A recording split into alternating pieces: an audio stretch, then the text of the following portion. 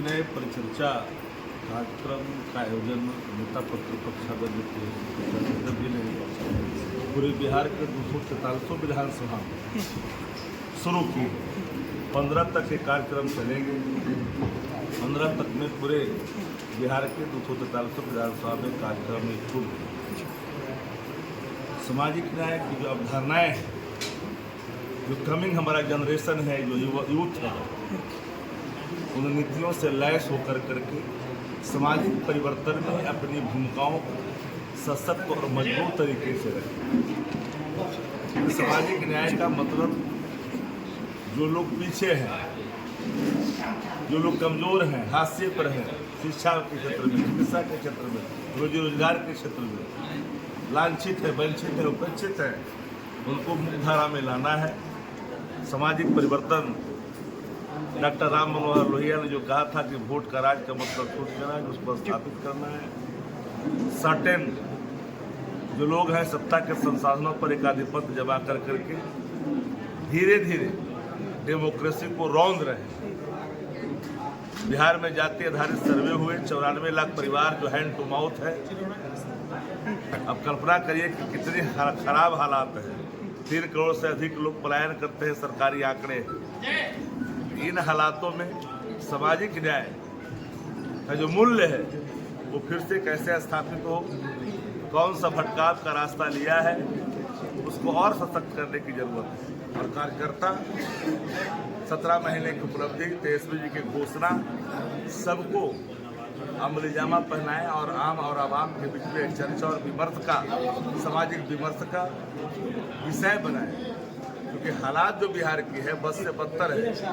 20 वर्षों में 65,000 हत्याएं हुई, 25,000 रेप हुआ, गैंग रेप हुआ। अगर बिहार में हालात अभी बस से बदतर है, कोई निकलता है घर से, शाम को लौटेगा कि नहीं लौटेगा, ये सवाल खड़ा है। 250 से अधिक हत्याएं प्रतिदिन बिहार में हो रही है।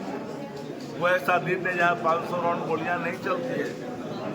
इन परिस्थितियों में सामाजिक न्याय में आस्था रखने वाले कार्यकर्ताओं का कर्तव्य क्या होता है, समझना पड़ेगा। डेमोक्रेसी के मूल मंत्रों को समझ कर करके सत्ता परिवर्तन में और एक बेहतर विकल्प के लिए संघर्ष करना और लोगों को बीच जाना। भारत पाकिस्तान के बीच कहीं न कहीं युद्ध जो है होना तय हो चुका है।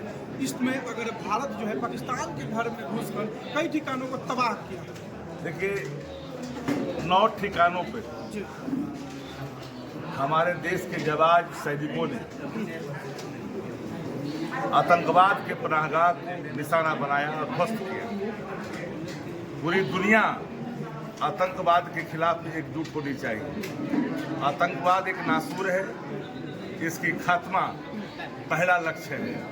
नेता प्रतिपक्ष तेजस्वी प्रसाद यादव जी ने कैंडल मार्च के दौरान कहा था कि अगर आतंकवादियों के खिलाफ कोई कठोर कार्रवाई सरकार उठाती है तो पूरा विपक्ष, पूरा देश साथ खड़ा है। और नैतिक समर्थन, नैतिक बल दिया सरकार को कि आप उठें और उसको आप डिमोलिश करें उन संस्थाओं को जो आतंकवाद का पनाह का अड्डा बनाया हुआ है। अभी तेज प्रताप जी ने अभी ट्वीट किया है कि अगर भारत को अगर तेज प्रताप जी ने अभी ट्वीट किया है और कई सोशल मीडिया प्लेटफॉर्म जो है वहाँ पे भी लिखा है कि अगर भारत को वायुसेना में अगर पायलट की जरूरत पड़ती है तो हम भी तैयार। हर व्यक्ति की अपनी अभिव्यक्ति है कि हम अपना योगदान देश के लिए दें, तो हर को देनी चाहिए।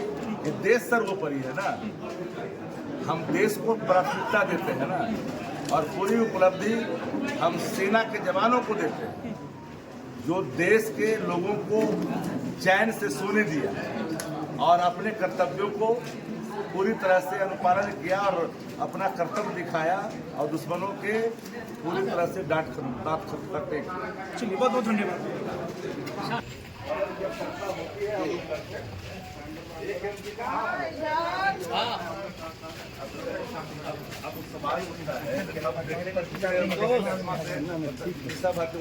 मलाई के रही है लोग को सैनिक प्रकोष्ठ के हैं तो भारत और पाकिस्तान के बीच युद्ध का माहौल है और भारत के सैनिक ने पाकिस्तान को घर में घुस कर मारा है, क्या कहिएगा? देखिए, अब पहले जैसा नहीं होगा। तो हम लोग पक्ष और विपक्ष दोनों मिल करके और जो भी हम लोग को देश को कमज़ोर करना चाहेगा वो सबको छत्ती का दूध याद कराया जाएगा। क्या लगता है कि पाकिस्तान के युद्ध में अगर जरूरत पड़ी तो क्या आप भी जा सकते हैं? हाँ, हम जा सकते हैं। हाँ हाँ। अतना अभी क्या कहिएगा जिस तरह से सामाजिक न्याय परिचर्चा कार्यक्रम चल रहा है?